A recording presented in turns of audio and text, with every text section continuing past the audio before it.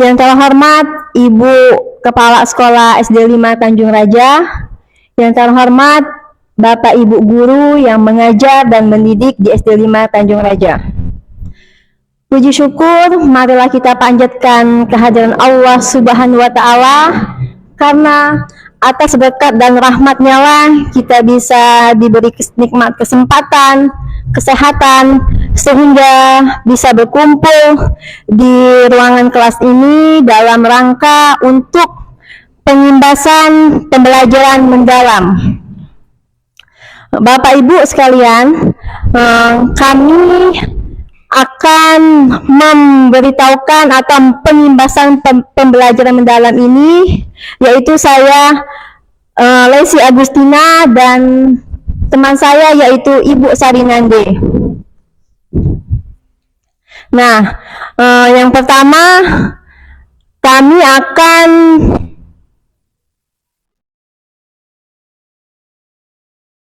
yang dijelaskan oleh Ibu Sarinande. Kepada Ibu, kami persilakan, Bu. Baik, Ibu Lesi, terima kasih. Assalamualaikum warahmatullahi wabarakatuh. Apa kabar Ibu-ibu? Sehat ya? Alhamdulillah. Baiklah, di sini saya dan beserta Ibu Lesi Agustina akan menjelaskan atau memaparkan hasil belajar kami selama 5 hari di SMP Negeri 1 Indralaya tentang pembelajaran mendalam. Nah, di sini kami akan berusaha mengimbaskannya di sekolah kita SD Negeri 05 Tanjung Raja, yaitu tentang pola pikir bertumbuh ya, pengimbasan pembelajaran mendalam. Yang pertama yaitu di slide pertama, pola pikir bertumbuh atau growth mindset ya. Kemudian di pola pikir bertumbuh ini, pola pikir ini lebih penting dari keterampilan. Kenapa? Karena pola pikir atau mindset adalah fondasi dari sebuah keterampilan, skill dan alat toolset. Pola pikir merupakan cara melihat dan cara berpikir saat menghadapi masalah. Berperan untuk memperluas cara seseorang untuk melihat dan berpikir. Jadi intinya pola pikir itu lebih penting dari keterampilan. Sebelum manusia itu punya keterampilan, dia harus berpikir dulu ya. Kemudian di slide yang kedua, slide selanjutnya, perbedaan antara pola pikir bertumbuh dan pola pikir tetap. Nah, di sini mohon maaf kalau kurang jelas ya. Ada pola pikir bertumbuh dan pola pikir tetap. Nah, kalau pola pikir tetap itu challenge-nya itu menghindar. Sedangkan kalau pola pikir bertumbuh, challenge-nya itu menerima. Jadi kalau ada masalah, takut dia itu menghadapinya, menghindar. Nah, kalau itu kalau pola pikir tetap. Kalau dia berpikirnya sudah pola pikir bertumbuh, dia kalau seandainya ada masalah, dia sudah bisa menerima atau menghadapi masalah tersebut. Kemudian apa nih? Kemudian yang selanjutnya menyerah dan bertahan. Nah, kalau perbedaan antara pola pikir tetap dan bertumbuh, dia menyerah dan bertahan. Kalau pola pikir tetap, dia mudah menyerah. Jadi kalau misalnya dia menghadapi sesuatu yang berat, dia menyerah. Mungkin pikirnya, aku sudah tidak bisa, sudah aku nyerah saja, putus asa. Nah, itu pola pikir tetap. Nah, kalau pola pikir bertumbuh, dia bertahan. Aku harus bisa, aku harus bisa. Nah, itu semangat. Nah, itu perbedaannya ya. Kemudian selanjutnya ada effortnya, ada mubazir dan peluang. Nah, kalau pola pikir tetap, dia itu terlalu banyak berhayal. Jadi dia itu, aku ini begini ya, aku ini begini ya. Tapi tidak ada tindakan, jadi tidak ada hasil. Nah, tapi kalau pola pikir tetap, dia menciptakan peluang. Misalnya, saya itu kalau mau jadi pengusaha yang sukses, apa yang saya lakukan? Saya harus berusaha. Misalnya saya mau berjualan, walaupun untungnya sedikit, yang penting continue, terus menerus. Nah, itu pola pikir bertumbuh itu ya. Kemudian yang selanjutnya, perbedaan antara pola pikir tetap dan bertumbuh adalah serangan dan informasi. Kalau pola pikir tetap, dia takluk dengan serangan, mudah menyerah. Jadi mohon maaf, misal ada istilahnya, ada seseorang yang membuli, akhirnya dia, oh sudahlah, aku tidak bisa. Nah, langsung begitu ya. Sementara kalau pola pikir bertumbuh, dia walaupun ada orang yang membuli saya tidak mau menyerah, saya harus selalu berusaha. Dia mengumpulkan informasi dari mana saja, saya harus tetap berusaha, saya mau berhasil. Nah, kemudian yang selanjutnya adalah kunci untuk sukses, yaitu kalau pola pikir tetap dengan pola pikir bertumbuh, pola pikir tetap itu dia takut dengan ancaman. Ada yang mengancam dia, misalnya jangan seperti itu, dia langsung tidak berani melakukan itu. Sementara kalau pola pikir tetap, walaupun ada yang banyak halangan, rintangan, dia selalu berusaha, aku harus bisa, aku harus bisa. Jadi dia bisa menginspirasi banyak orang supaya dia berhasil. Kita lanjut ke slide selanjutnya. Nah, suara pola pikir tetap dan suara pola pikir bertumbuh. Nah, ini perbedaannya. Perbedaan antara pola pikir tetap dan pola pikir bertumbuh. Yang pertama, kalau di pola pikir tetap, ini contohnya, kalau saya gagal berarti saya tidak mampu. Nah, itu orang yang punya pikiran pola pikir tetap. Sementara kalau dia pikirannya sudah berkembang atau bertumbuh, kalau saya gagal berarti saya harus mencoba lagi. Nah, misalnya ibaratnya, mohon maaf, ibaratnya kita sekolah, ujian dapat nilai yang kurang baik kan. Kalau yang kita punya pikiran pola pikir tetap, sudahlah, mungkin aku memang tidak bisa. Nah, itu pikirannya. Tapi kalau orang yang pola pikirnya bertumbuh, oh mungkin sekarang nilai saya kecil, tapi saya harus berusaha supaya saya dapat nilai yang baik. Berarti saya harus berusaha, saya harus belajar. Nah, itu perbedaannya. Yang kedua, kalau suara pola pikir tetap, contohnya, saya akan menolak saat menerima tugas yang belum pernah saya kerjakan, sebab resiko untuk gagal akan sangat besar. Itu suara pola pikir tetap. Perbedaannya dengan pola pikir bertumbuh, nih, saya akan menerima pekerjaan yang belum pernah saya kerjakan, sebab ini adalah peluang untuk belajar dan mengembangkan potensi diri. Contohnya bagaimana? Misal, ada anak-anak disuruh ikut cerdas cermat misalnya ya. Nah, itu kalau anak yang dia pola pikirnya tetap, saya tidak berani Bu, saya takut. Nah, nanti saya tidak bisa. Nah, itu pola pikir tetap. Tapi kalau pola pikir bertumbuh, dia berani mencoba. Aku mau ikut cerdas cermat, walaupun nanti hasilnya aku menang, alhamdulillah, aku kalah tidak apa-apa. Yang penting aku dapat ilmu, dapat pengalaman. Nah, itu contoh pola pikir bertumbuh. Kemudian yang selanjutnya, kalau suara pola pikir tetap, kesalahan menunjukkan kelemahan saya, sehingga harus dihindari demi menjaga nama baik. Kalau pola pikir bertumbuh, kesalahan merupakan sebuah proses belajar dan peluang untuk meningkatkan potensi diri. Maksudnya begini, kalau pola pikirnya tetap, dia takut dengan kesalahan. Jadi dia tuh menganggap kalau dia kerja, dia salah, berarti aku tuh memang tidak bisa. Nah, langsung nyerah duluan. Itu pola pikir tetap. Kalau pola pikir bertumbuh, pekerjaan saya salah ya. Ya sudah, nanti saya perbaiki lagi. Nah, itu pola pikir bertumbuh. Selanjutnya, contoh selanjutnya, kalau pola pikir tetap, saya hanya bagus di bidang tertentu saja dan tidak untuk bidang lain. Kalau pola pikir bertumbuh, saya bisa belajar apapun dan saya mau termasuk hal-hal yang sulit sekalipun. Nah, ini contohnya. Kalau pola pikir tetap, dia itu dalam hatinya, dalam dirinya merasa aku hanya mampu di bidang ini. Nah, jadi kalau disuruh Coba kerjakan pekerjaan lain, dia tidak mau. Saya tidak bisa, Bu. Nah, langsung bilang begitu. Sementara orang yang punya pola pikir tetap, dia dalam hatinya, dalam pikirannya, walaupun saya belum bisa, saya akan mencoba, saya akan berusaha supaya bisa. Pikirannya lebih terbuka. Untuk selanjutnya, kalau suara pola pikir tetap, kecerdasan dan kemampuan adalah segalanya, akan menjadi faktor menentukan sukses atau tidaknya seseorang.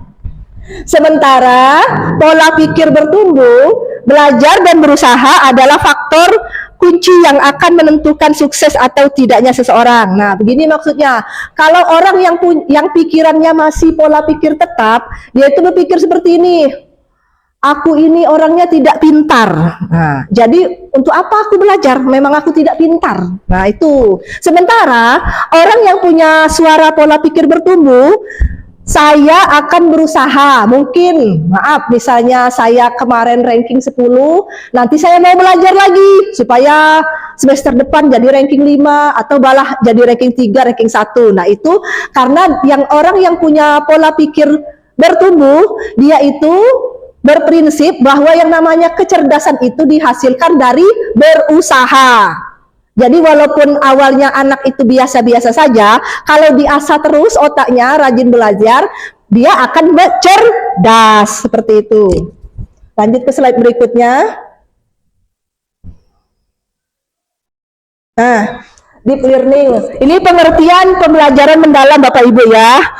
Pembelajaran mendalam atau deep learning artinya merupakan pendekatan yang memuliakan dengan menekankan pada penciptaan suasana belajar dan proses pembelajaran berkesadaran, bermakna, dan mengembirakan melalui olah pikir, olah hati, olah rasa, olahraga secara holistik dan terpadu. Jadi maksudnya pembelajaran mendalam ini lebih menekankan kepada memuliakan suasana belajar dengan pembelajaran yang menyenangkan, dengan berkesadaran, bermakna, serta melibatkan olah rasa, olah pikir, olahraga, dan menyenangkan bagi siswa ya.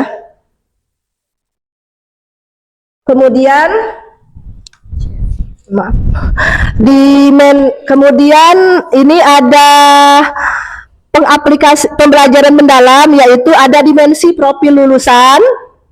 Dimensi profil lulusan merupakan faktor profil lulusan yang dicapai, yaitu keimanan dan ketakwaan kepada Tuhan Yang Maha Esa.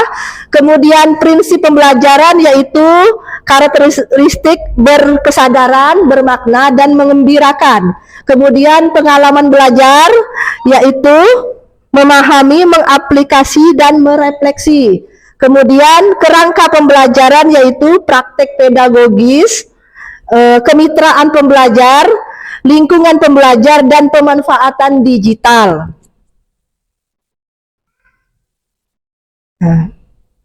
Nah, ini ada 8 dimensi profil lulusan dalam pembelajaran mendalam. Yang pertama, keimanan dan ketakwaan kepada Tuhan Yang Maha Esa. Jadi kita semua harus beriman dan bertakwa kepada Tuhan Yang Maha Esa sesuai dengan agama dan kepercayaan kita masing-masing. Yang kedua, bernalar kritis, artinya dalam pembelajaran mendalam, baik antara murid dan guru harus berpikir kritis. Kemudian kolaborasi. Nah, jadi kita anak-anak bisa menerapkan pembelajaran berkolaborasi bersama teman-temannya. Kemudian kewargaan maksudnya anak-anak bersama dengan teman-temannya belajar bersama. Kemudian kreativitas, artinya pembelajaran itu harus kreatif ya. Selanjutnya kemandirian, jadi anak-anak itu dituntut untuk mandiri, bisa melakukan tugas sendiri. Selanjutnya kesehatan. Nah, lingkungan sekolah yang baik harus sehat, harus bersih supaya anak-anak itu sehat. Selanjutnya komunikasi. Jadi komunikasi antara guru dan murid itu harus terjalin dengan baik, dengan orang tua murid juga baik. Seperti itu. Kemudian 3 prinsip pembelajaran mendalam. Yang pertama berkesadaran, yang kedua bermakna, yang ketiga mengembirakan. Berkesadaran maksudnya pembelajaran itu berkonsentrasi, perhatian, keterbukaan, dan keingintahuan terhadap pengetahuan baru dan pengalaman baru, seperti itu. Kemudian bermakna itu artinya berhubungan dengan disiplin ilmu dan mendukung pembelajaran seumur hidup. Jadi belajar itu bukan hanya di sekolah, tapi untuk selanjutnya. Kemudian menggembirakan, lingkungan belajar itu harus menggembirakan, memotivasi siswa agar siswa itu bersemangat dalam belajar.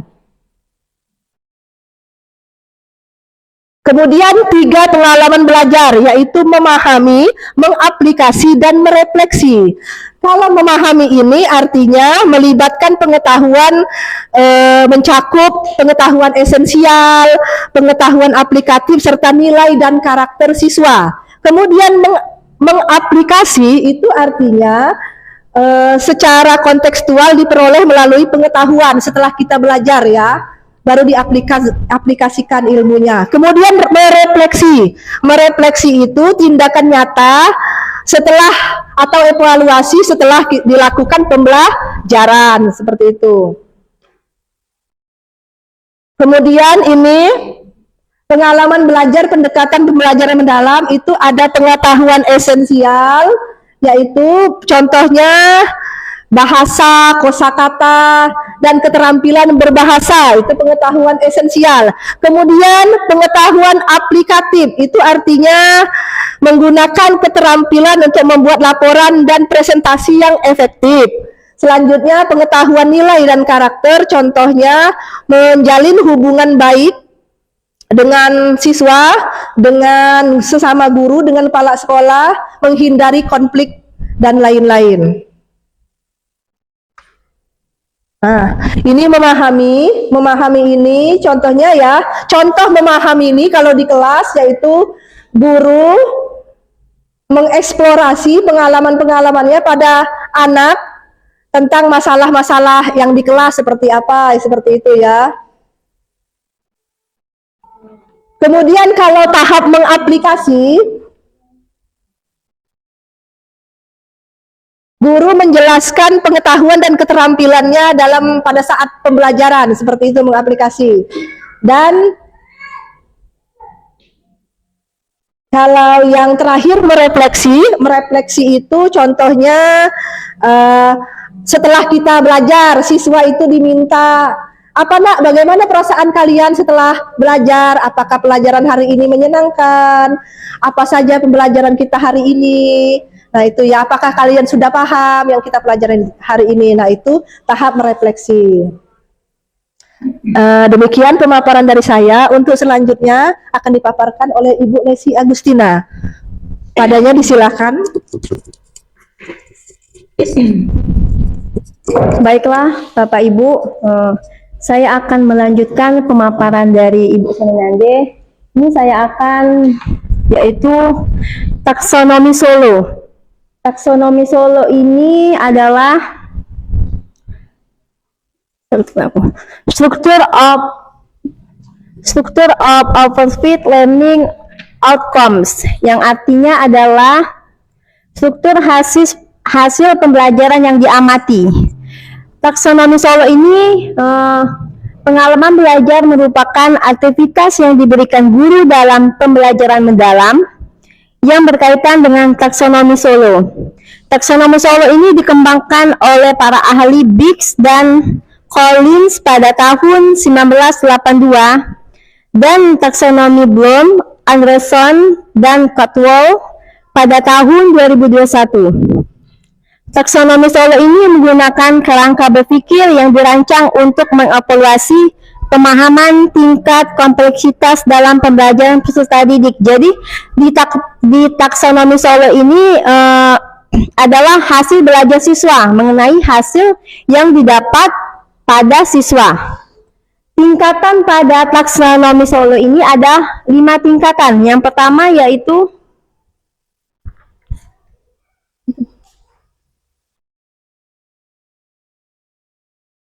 Yang pertama yaitu prastruktural, yang kedua yaitu unistruktural, yang ketiga yaitu multistruktural, yang keempat relasional, yang kelima abstrak. Nah, Di sini saya akan menjelaskan apa perbedaan antara taksonomi Solo dan apa perbedaan antara taksonomi Bloom dan apa yang mencangkup pada pembelajaran mendalam atau deep learning. Nah, pada taksonomi Solo ada yang namanya prastruktural. Nah, tapi di taksonomi Bloom ini tidak ada yang namanya prastruktural. Dan di pembelajaran mendalam juga tidak ada. Apa itu prastruktural? Yaitu siswa itu tidak mendapatkan hasil belajar. Jadi siswa itu tidak tahu apa yang dipelajari. Contoh saya ambil di pendidikan Pancasila, materi Pancasila. Misal, coba nak, apa saja sebutkan sila-sila Pancasila. Mereka tidak tahu. Nah, itu termasuk namanya prastruktural.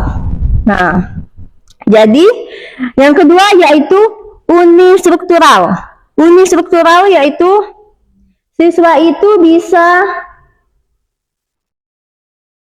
bisa mengetahui, menghafal atau mengingat apa yang dipelajari. Jadi siswa itu bisa menyebutkan antara sila pertama dan sila pertama, sila kedua, sila ketiga, sila keempat, dan sila kelima. Jadi siswa bisa menyebutkan sila-sila Pancasila.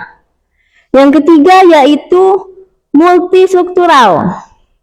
Multistruktural ini yaitu yang tadinya siswa hanya bisa menyebutkan, tapi di multistruktural ini siswa bisa menjelaskan apa makna Pancasila, apa simbol yang ada pada Pancasila. Nah, itu jadi levelnya itu lebih tinggi Bapak Ibu.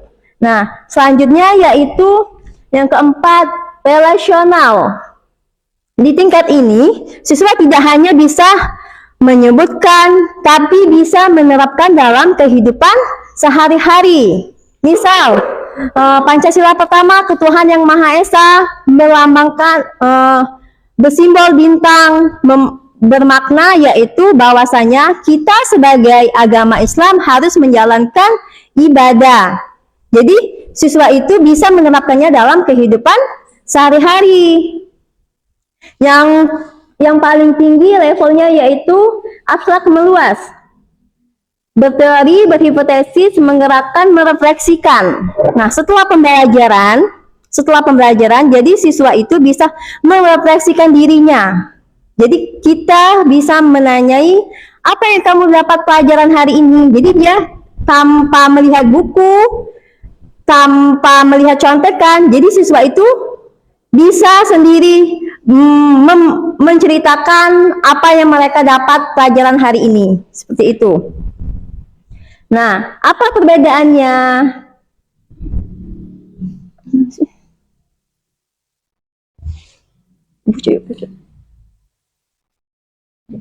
Apa perbedaan antara taksonomi Bloom dan taksonomi Solo?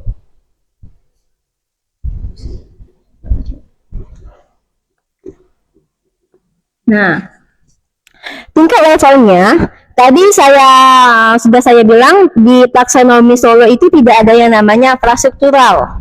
Nah, adanya yang namanya unistruktural itu di taksonomi Solo selevel dengan di taksonomi Bloom yaitu mengingat.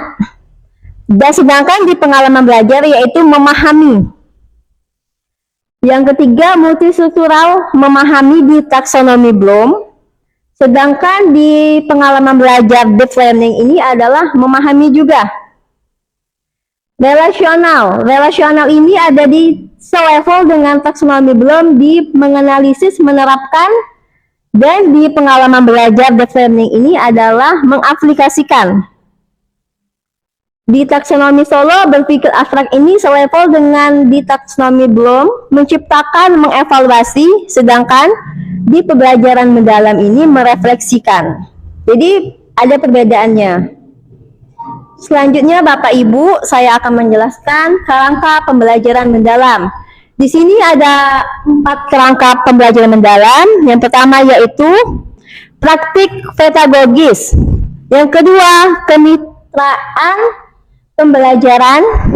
Yang ketiga, lingkungan pembelajaran. Yang keempat, manfaat digital. Praktik pedagogis ini strategi mengajar yang dilakukan untuk mencapai tujuan belajar dalam menyampai dimensi profil kelulusan. Tadi sudah dijelaskan oleh Ibu Nande bahwasanya ada 8 profil kelulusan. Jadi kita sebagai guru tidak, kalau bisa kita memasukkan 8 profil dimensi itu, tetapi kalau memang kita tidak mampu atau belum memahami, kita pilih saja. Jadi kita bisa pilih berkolaborasi, menggembirakan, berpikir kritis, itu. Baiklah, terima kasih kepada Ibu Pala pertanyaannya. Kami tampung dulu. Untuk Bapak Ibu yang lain yang ingin bertanya, silakan kepada. Assalamualaikum warahmatullahi wabarakatuh. Terima kasih Pak waktu yang sudah dipersediakan untuk bertanya. Nama saya Dinda Rusmiati, dan yang ingin saya tanyakan tadi mengenai adanya mengubah pola pikir. Dari penjelasan dari Bu Nandi tadi mengenai pola pikir itu adalah pola pikir bertambah dan pola pikir tetap. Nah, yang ingin saya tanyakan sebelumnya itu, kalau dari penyampaian tadi berarti kita seorang guru dengan siswa itu harus merubah pola pikir, yaitu pola pikir bertambah, bertumbuh ya. Nah, sedangkan yang ingin saya tanyakan, apakah mengapa manusia itu harus mengubah pola pikirnya dari pola pikir tetap menjadi pola pikir bertumbuh? Nah, itu saja yang saya tanyakan. Saya ucapkan wassalamualaikum warahmatullahi wabarakatuh.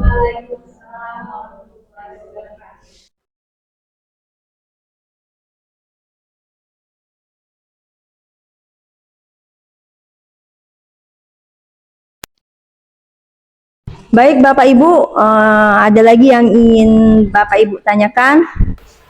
Baiklah, saya akan menjawab pertanyaan dari Ibu Linda Rusmiati. Tadi kan menanyakan antara pola pikir bertumbuh dan pola pikir tetap. Pertanyaannya, mengapa manusia harus mengubah pola pikirnya ya dari pola pikir tetap ke pola pikir bertumbuh?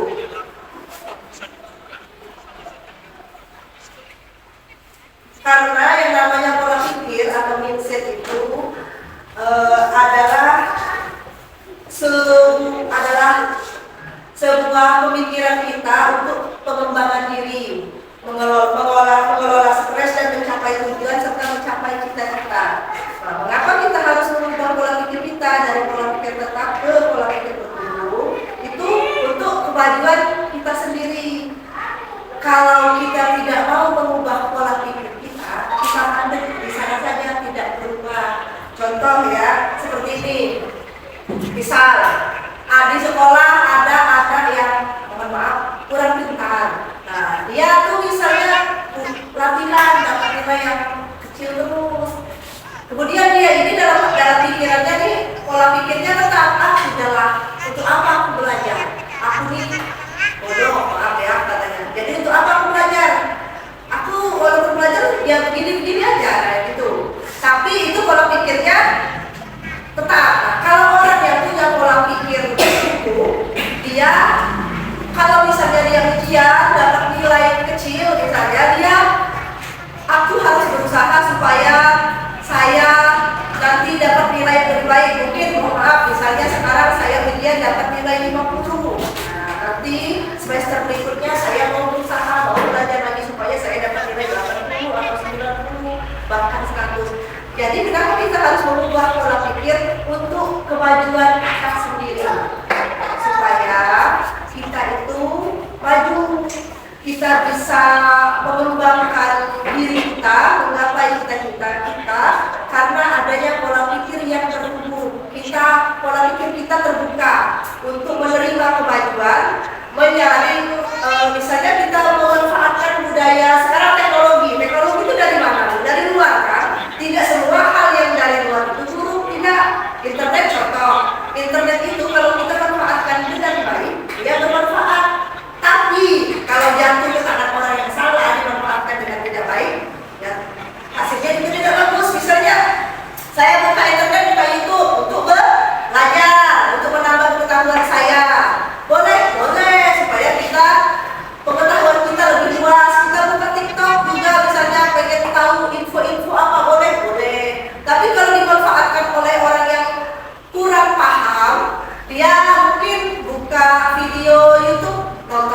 begitu buka video, buka TikTok mungkin sekedar joget-joget. Tapi kalau orang yang paham, ini pola pikir bertumbuh bisa dimanfaatkan untuk belajar. Jadi kenapa manusia itu harus mengubah pola pikirnya dari pola pikir tetap ke pola pikir bertumbuh, supaya untuk kemajuan dirinya sendiri, supaya dia berhasil menggapai cita-citanya, menggapai apa yang diinginkannya.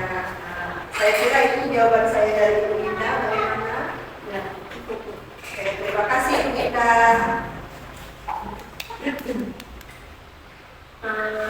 Baiklah, di sini saya akan menjawab pertanyaan dari Ibu Nurpala, yaitu pertanyaannya adalah apa manfaat pembelajaran mandiri bagi murid dan berikan contoh pelajaran mendalam yang menggembirakan.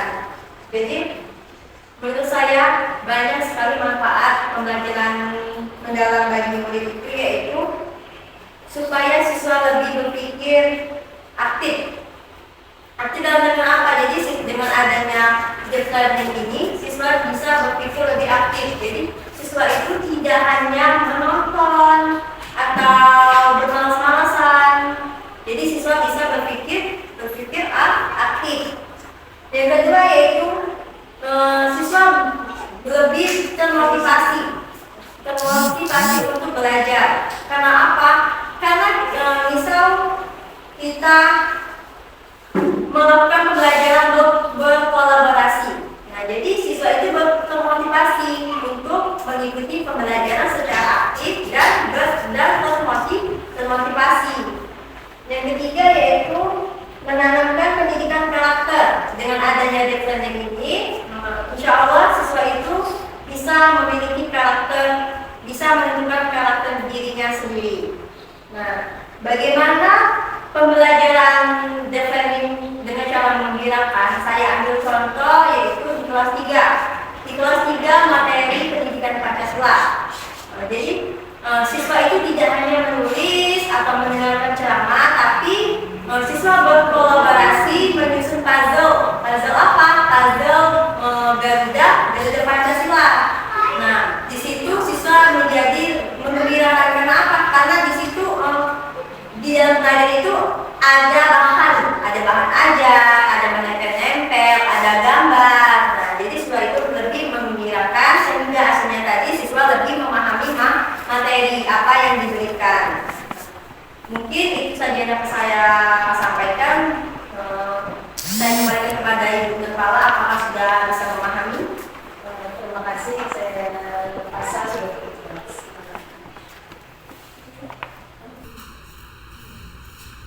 Baik Bapak Ibu, apakah ada yang mau ditanyakan lagi atau sudah? Sudah ya? Alhamdulillah.